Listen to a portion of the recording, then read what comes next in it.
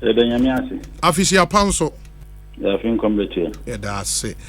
Now, any letter you making rounds from your party general secretary to Speaker of Parliament, no, na munim who be as a caucus. Absolutely not. So me, I traveled. I came down about the day for yesterday. Now this morning, that in fact around 11 o'clock in the morning. Now will be framing. I'll see me who changes the almost effective in the leadership. Now the changes there. Now so they have changed some of our leadership. And so who did? Because ideally the highest decision making body of the party here, Congress, as the Congress, NEC. Yes. As a NEC, of course, FEC. And I know that FEC will be sitting today. Usually they sit this particular day. Now time the I knew that FEC hadn't even sat. So who took that decision? What informed it?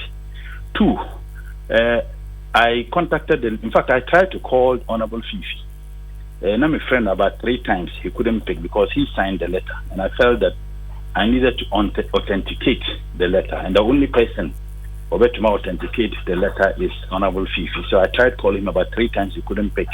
I sent him a text message that it was me. Unfortunately, he hasn't gotten back to me. So I had contact with other colleagues, and it was that the letter was actually authentic. So my position is that who did they consult?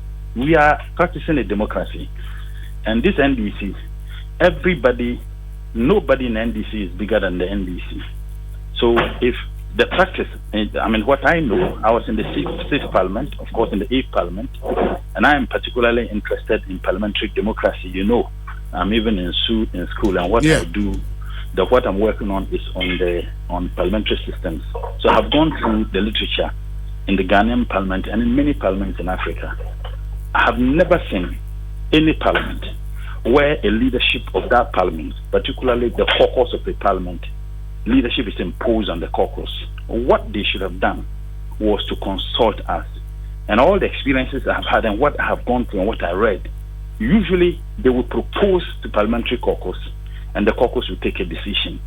Now, why would you impose leaders on us? The first question is, has anybody in parliament told the party or some members of the national executive that we are dissatisfied with our leadership? They need to tell us. 2, have they consulted or did they consult the leadership of even the caucus, even those who are taken out? My understanding is that they were not even consulted. I mean, natural justice demands that if you have leadership and you want to change them, call them. Look, for ABCD reason, we think that we want to change you people. They were not consulted. So it looks as if they are being hounded out.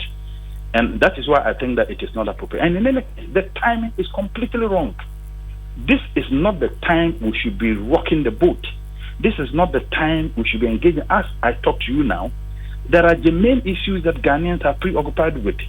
That debt restructuring, the Auditor General's report, these are of very important issues to the Ghanaian people. Now, we are having these discussions and boom, leadership have been changed without consulting the parliamentary caucus. I think it is undemocratic. I think that the democratic principles and holding same, it is not limited to any political party. Everybody, including the NDC, must respect that. So in as much as I have tremendous respect for our party leadership, I think that they have gotten it completely wrong. The other question I ask is, at what forum was the decision taken? Was it fake? If it wasn't fake, who took that decision? If it was fake, some of us would want to see the minutes of the meeting that occasioned the decisions they have taken. We would want to know. And if we are asking this question, we are not being disrespectful to the leadership. That is what democracy expects us to do. We need to ask questions. Now, I have no doubt in the quality of leadership of parliament we have today. I have no doubt whatsoever. Look, this leadership of our caucus delivered us a speaker for the first time in our democratic history, that we elected a speaker who is from an opposition party for the first time. This particular caucus delivered us a change in government decision as far as the policy decision they wanted to in the budget. Mind you, they were taking away the threshold of the COVID, the e-levy. E-levy, yes. You know, and the leadership guided us in ensuring that this thing did not happen. The 18 million Ghana cedis, which was put under the Ministry of Tourism for the purposes of the cathedral, and which we felt was not short of thievery, the leadership guided us in taking that decision. So if we are dissatisfied with our leadership, we would have told the leadership of our party. In any case, if Caucus's leadership are going to be imposed on us, then tomorrow some national executive decides that, oh, we want a first-timer to represent us as a leader of the parliament. The youth wing were allowed to choose their leader. The women wing were allowed to choose their leader. As a matter of fact, Professor Nelson and Co. described Parliament and the committees of Parliament as a workshop of Parliament. The most important arm of government in the democratic dispensation is Parliament. And that is why you can have a government without Parliament, but you cannot have democracy without Parliament. And one of the important tenets of parliamentary democracy is consultation. It's consultation. And the consultation is not only at the parliamentary decision level, even within the caucuses. So why would you take a decision like that? But Honorable, what has been... Okay, let me conclude on this. Okay. The timing is completely wrong. The timing is completely wrong. Why would you want to take this decision at this time? What would be the basis on which you want to change leadership? One, if they are not performing. Two, if you think that you don't have confidence in them. And the only people who can determine the ineffectiveness or inefficiency of the leadership is not anybody except us, members of parliament. And I can tell you, you won't find a single member of parliament who says that he's dissatisfied with their performance. But let me also make this very, very important point. Now, if you look at what we have, I'm not saying that you necessarily need to be a lawyer before you can be a leader in parliament. No. Honorable Chairman Sabonsu, fantastic legislator, he's not a lawyer. Yes. But if you look at the front bench of the NPP, at any point in time they have a lawyer among them. Currently, you look at the front bench, you have Honorable Afenyomakin, who is a lawyer. One, what this action they have also taken is taking our most experienced members. Tell me in Parliament, except Honorable Cletus Avoka and Honorable Collins Dauda, who is more experienced than Honorable Haruna Idris? Tell me. 20 years in Parliament. Honorable Mutaka, I think about 18 years in Parliament if we end this season. Honorable Azayi. So what they are simply doing is that they are taking away the most experienced among us and bringing it as a look. I don't have any problem with those who have been proposed. Fantastic comrades, fantastic individuals. They haven't committed any crime.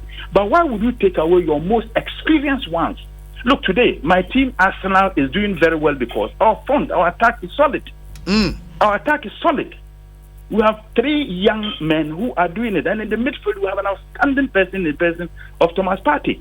So why would you take away your front bench, the most experienced, who have delivered and continue to deliver, and bring others? What is the motive? What occasion that? And why would you do that without consulting us? Yeah, my question. Okay. They need to consult us. They need to consult the caucus, and I think that is the way to go. My question is, you've been in Parliament before. What has been the best practice as far as the best practice has always been that the party will meet the caucus with their proposal, and the caucus will take a decision based on the proposal that is brought to them by the party.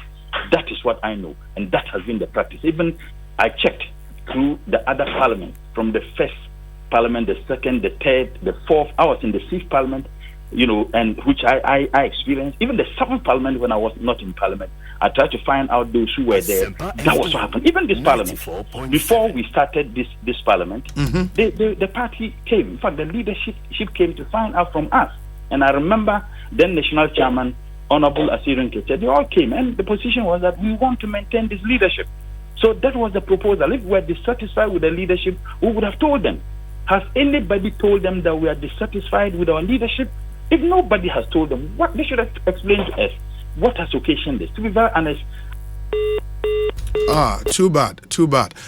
Line I drop it. Let's call him back now. Yenshe enenu enyu. Honorable Ibrahim Mutala Mohammed, Tamale Central, member of Parliament. Yenenu edin komo clearly dissatisfied with the decision part the national executives etiki relative to changes on the minority front in Akwakoye and Sem Bebre. There are 1 or 2 more questions here. Honorable, so I wanted to ask 1 or 2 more questions. First would be, do you think that, yes, no matter how good Harun Idrisu, Mubarak Muntaka, and the rest of the guys are, that they would remain in leadership ad infinitum? Come what may, they would be changed one day, no? As long as they perform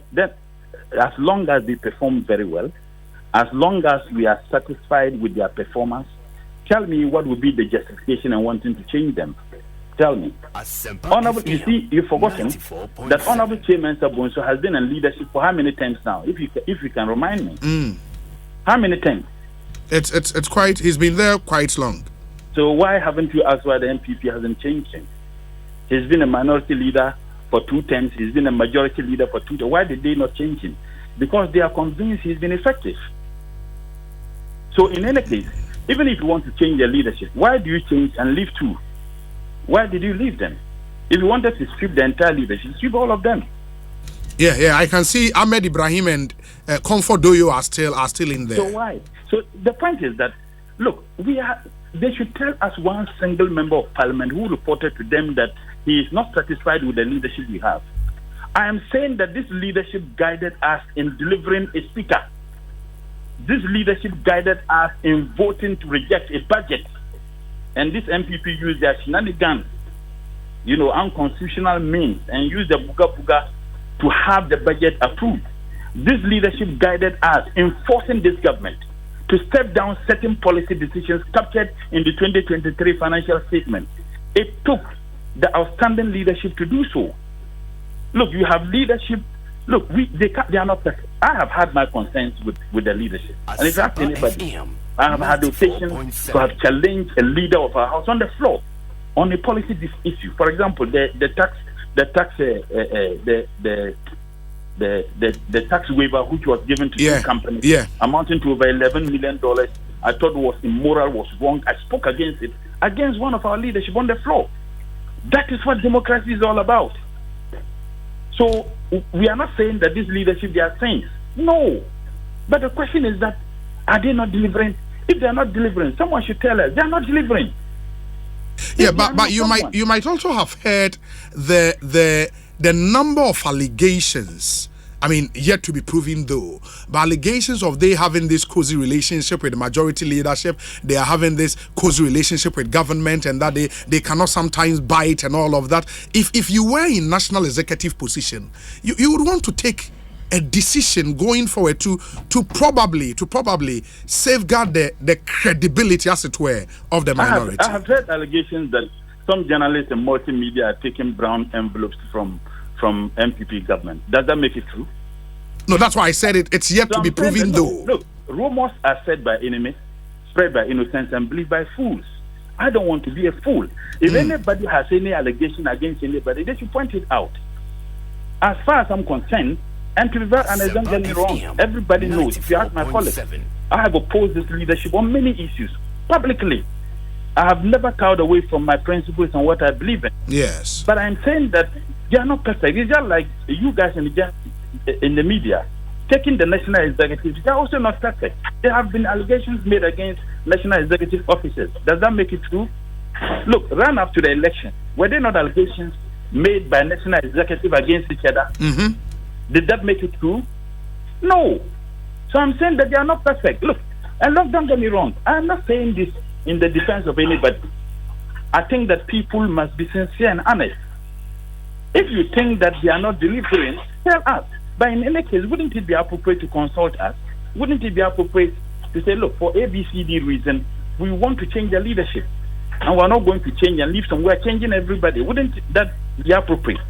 Now, if today we are members of the legislature, that some people can just sit and impose leadership on us, tomorrow, what right do you think we have to tell this government not to impose certain decisions on the people of this country? That is why we need to speak out. Look, I have tremendous respect for our national executive, and they know. Both the national chairman, secretary, they know. Tremendous respect for them. But the point is that consult us. This is a legislative arm, a very important arm of our government and in the party. So for you to just decide, you are not even proposing to us. And they did it at a time when they know we are on recess. I really don't think it's right. Usually what they do, they come to meet us as caucus. This is the proposal. And the caucus will then take a decision. But you would have rejected the proposal, no? Consultation is sine qua non to democratic governance. Yeah, I get you. It's very important. You would have rejected the proposal, I suppose. I'm not in the. I wouldn't be able to tell. Maybe I would have rejected, others would have supported, but let that decision be taken by us.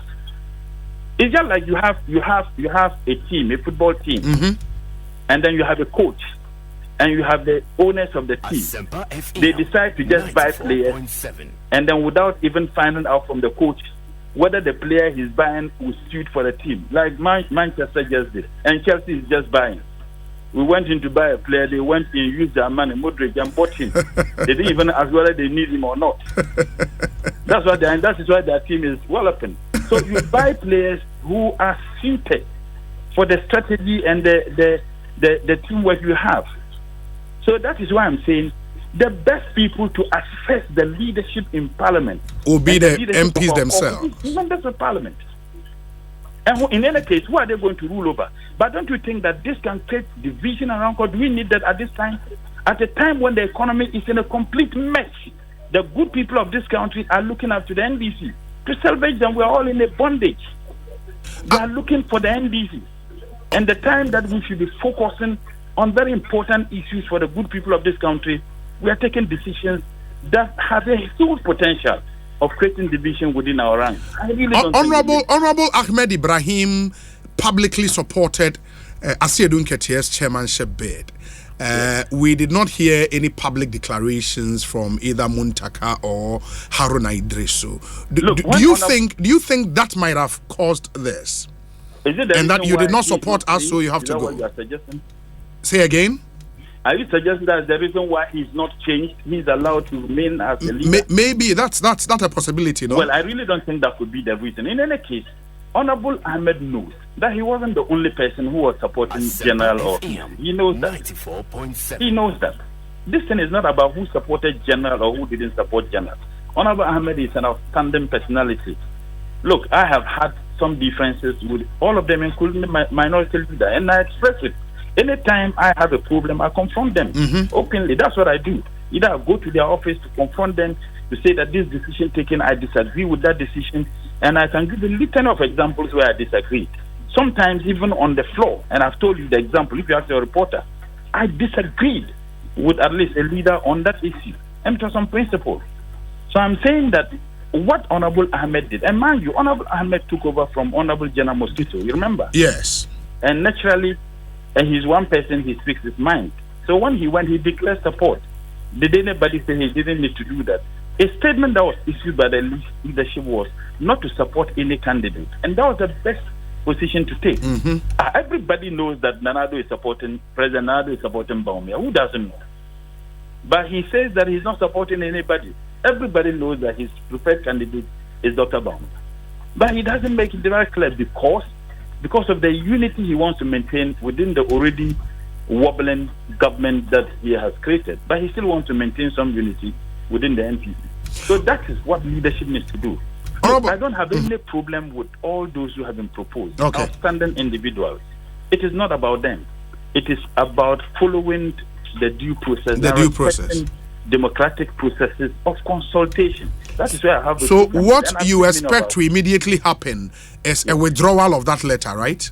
Well, look, you are talking about very experienced politicians, and mind you, the chairman and the secretary have been members of Parliament before, very experienced individuals, and I think that they will listen to the sentiment of people, particularly members of Parliament, and I have no doubt in mind that they will do the right thing. Honorable, it's a pleasure always talking to you. Thank you so much for your time. I appreciate it.